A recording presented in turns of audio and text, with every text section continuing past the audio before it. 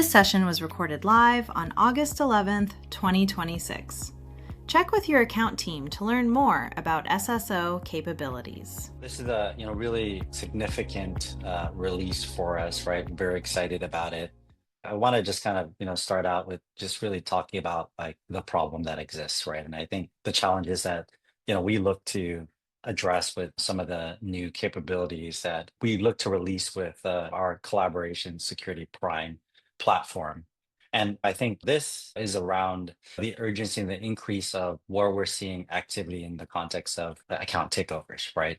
But it's all about really that threat actors are exploiting every gap to take over these accounts, right?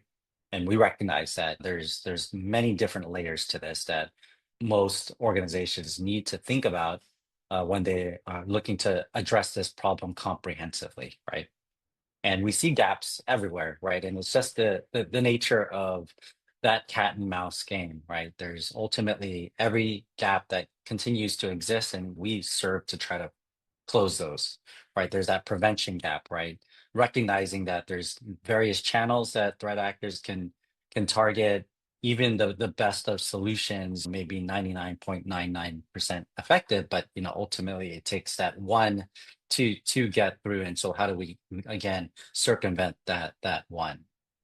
There's a second aspect to this, right? We can put as many controls as we want in place, but ultimately that prevents organizations like yourselves from actually doing work, right? We want to be able to not be disruptive, but at the same time, there's a responsibility, right? But ultimately, we recognize there's that human gap. Users take risky actions even when they know better. And of course, ultimately, there's that password control gap, right? We can help manage passwords, right? We can set parameters in the context of creating strong passwords. But again, humans and the responsibility that they have, but also at the same time, the challenges that they face in terms of understanding where the risks are in terms of illegitimate websites, for example. But being able to control where corporate passwords are used is a vital piece to that.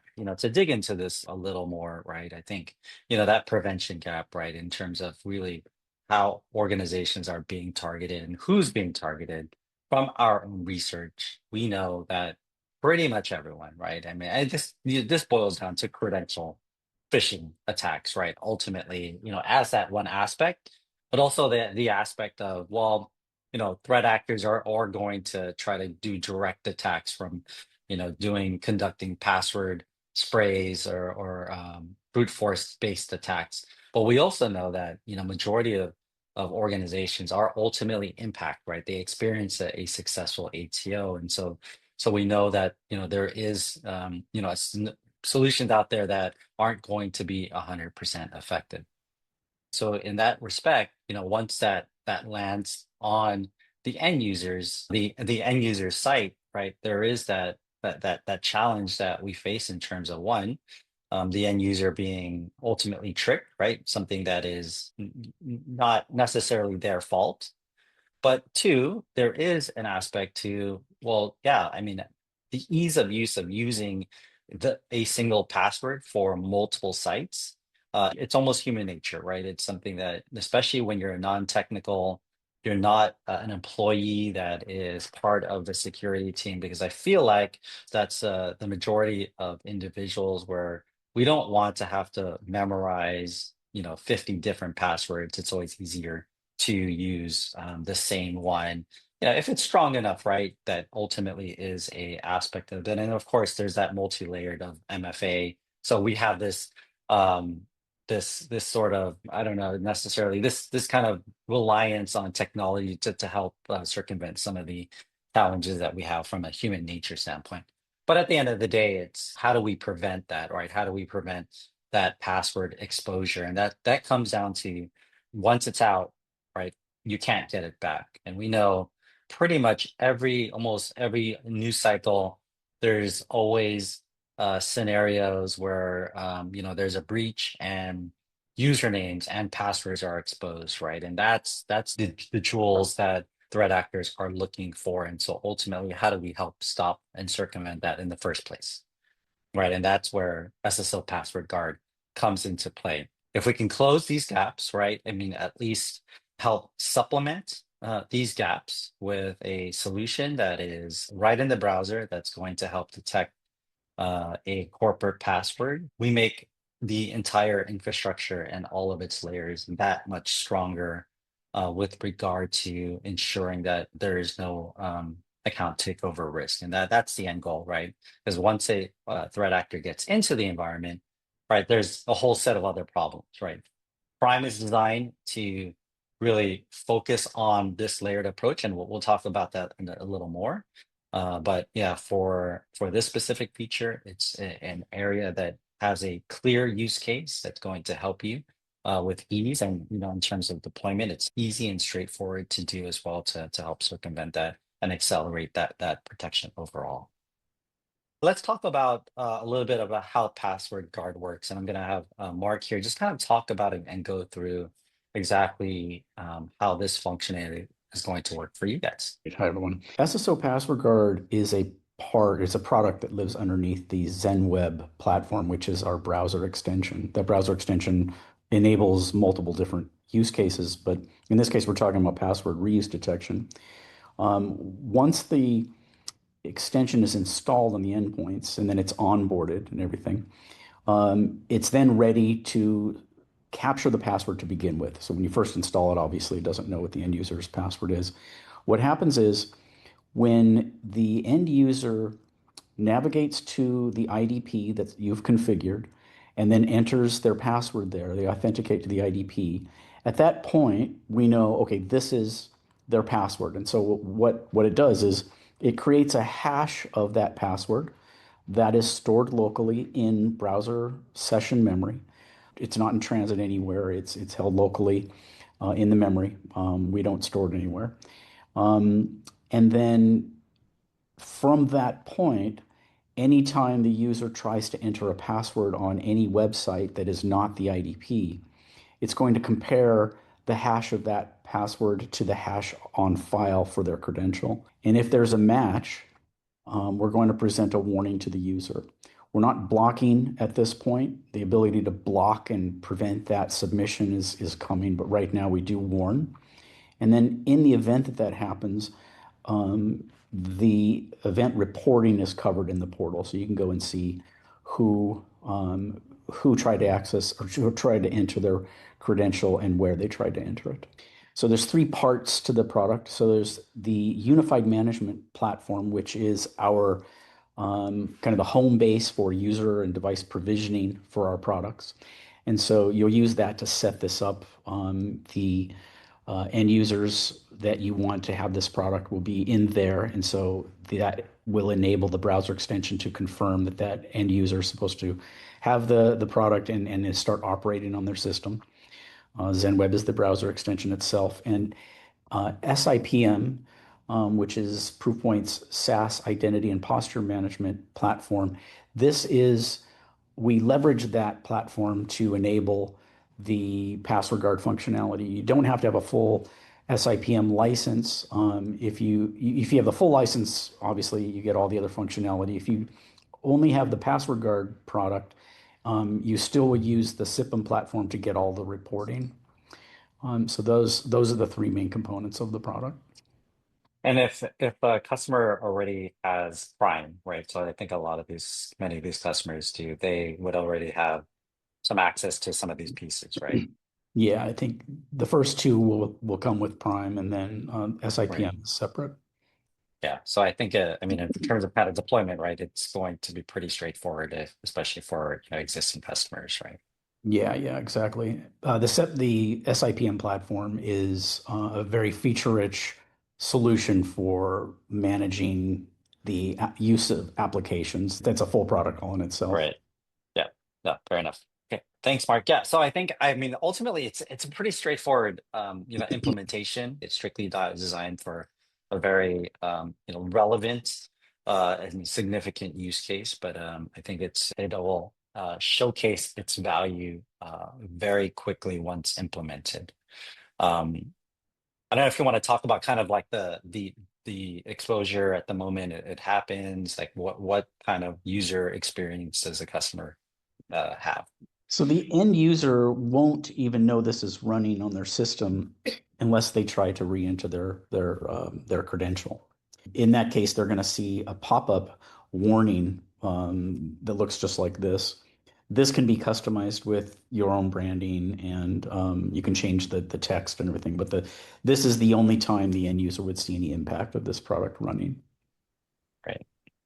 Yeah. So it's one thing that they can provide. You could provide a nudge to that user, letting them know that certainly they're violating the policy, but also it provides them that with that in the moment education that just in terms of just general best practices, those employees should not be using corporate passwords for anything outside of their traditional corporate IDP and approved web application. One of the things within SIPM as well, right? So the customer, you guys will be able to identify and have visibility of who is potentially at risk, right? When those end users that have um, violated that particular policy, right? And I think, in terms of kind of education, right? I think this is a really interesting piece, right? In terms of, well, I want to be able to, one, identify those who are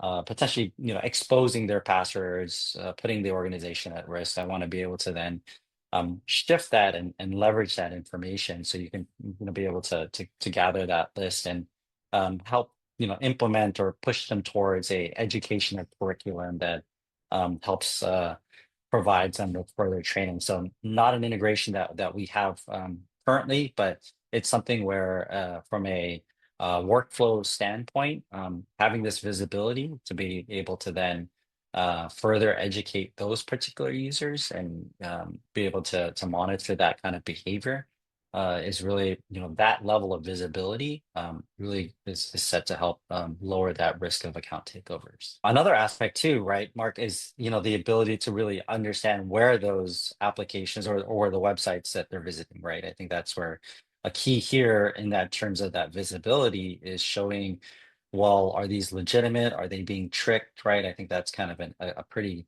interesting aspect of the feature as well, right? Yeah, for sure. I mean, what you'll see, and this goes into a lot of the value of the full SIPM platform, but what you'll see is you'll probably be surprised how many of your users are reusing their corporate passwords, and they tend to cluster around the apps that are most used by your users. This will tell you a couple things: where you have credential exposure, and it'll also tell you where you have people using products that are not necessarily the ones that you want. If they're using Box and you want them to use Dropbox, for example, if you have, if there's a corporate policy or recommended application, you'll see those things too.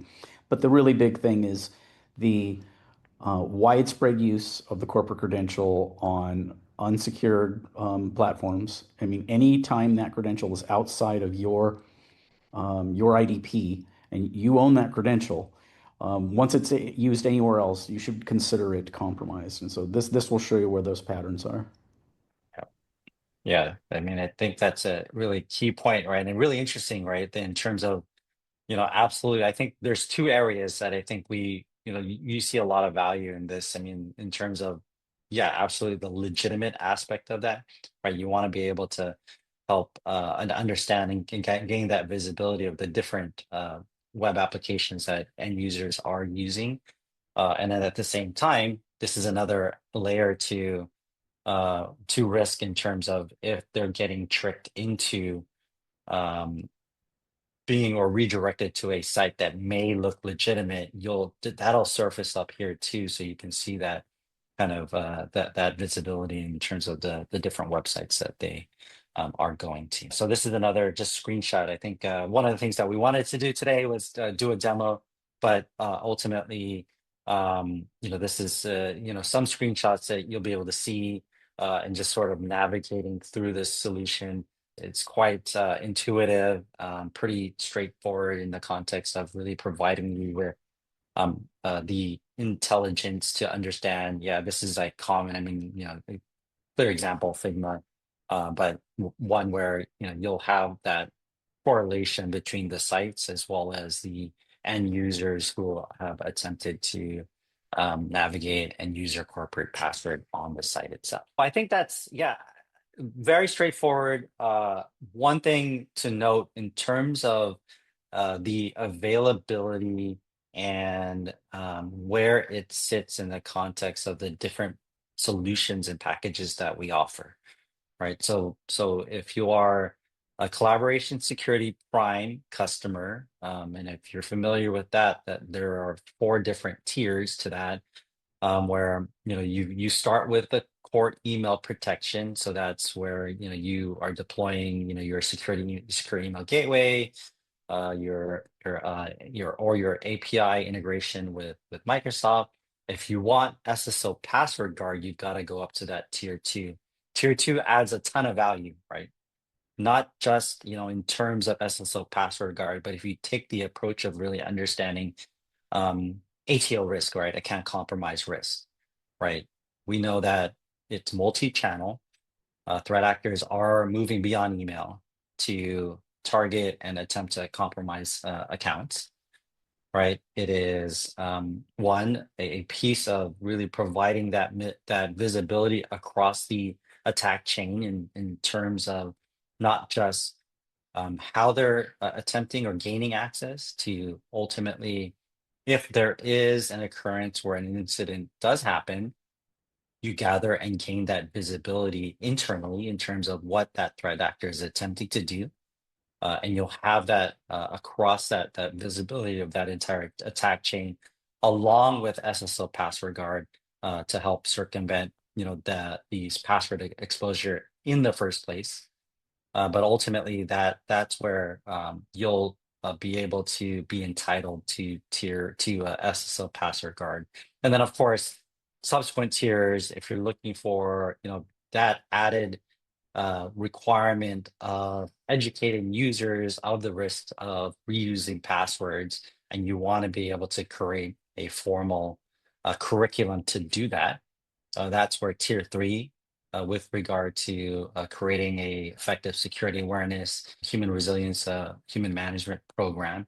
And then of course, lastly, in terms of the comprehensive, so this is all inclusive in terms of Prime, is our complete bundle, which rounds it out with helping to prevent impersonation from both your domains, your brands, ensuring that your brands or domains are appropriately authenticated via such things as DMARC, but also in terms of ensuring that those email messages are sent or deliverable across your customer base, your partner base with a secure email relay.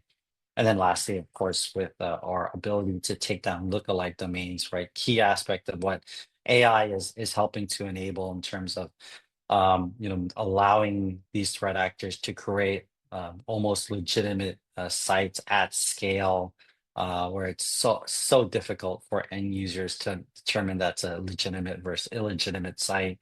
Again, tying back to that the ability now that you'll have to help circumvent exposing that password to an illegitimate site. You can see this layered defense in depth approach that we've really focused to deliver to you, to many of our customers. And so, when we think about that, right, if you think about that tier 2, as I mentioned, you're going to get this in that context of really, I want to deliver a complete layered defense against account takeover.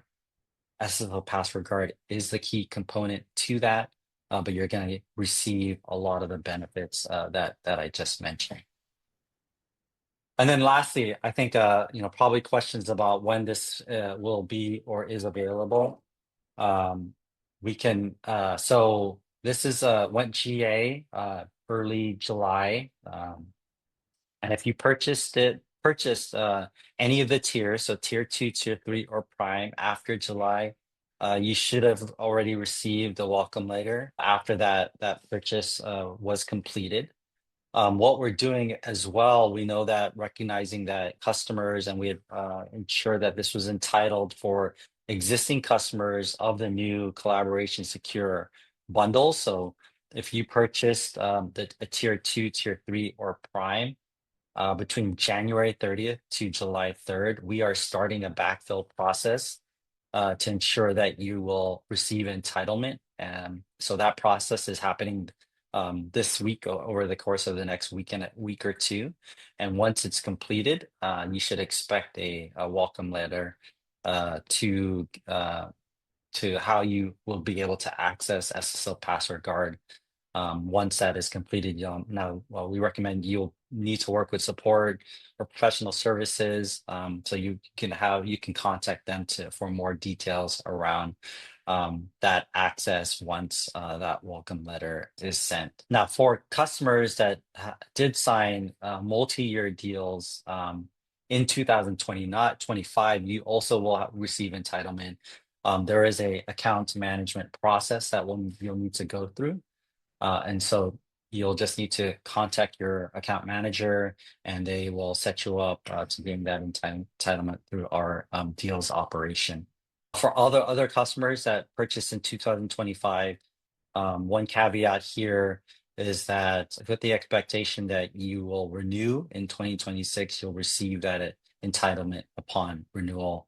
There was just changes based off of our bundling. And so it was only our current 2026 bundles that provided entitlement, but we have made exceptions to ensure that all of our customers ultimately and eventually receive this, and just following these different processes. Anything you want to add, Mark? Nope, that covers it. Yeah. Okay, perfect. Yeah. So yeah, and I think that's it. Like, when we talk about and we think about, the infrastructure and collaboration security prime, there's really 4 key pillars to this in the context of how you can take the approach of securing the agentic workplace, securing and protecting against AI driven threats, across channels, across stages, and collaboration security prime is a solution to do this at the most cost effective, most efficient, and most effective way possible. And with that, I want to thank you, and we can definitely open it up to any questions that we might have from the audience.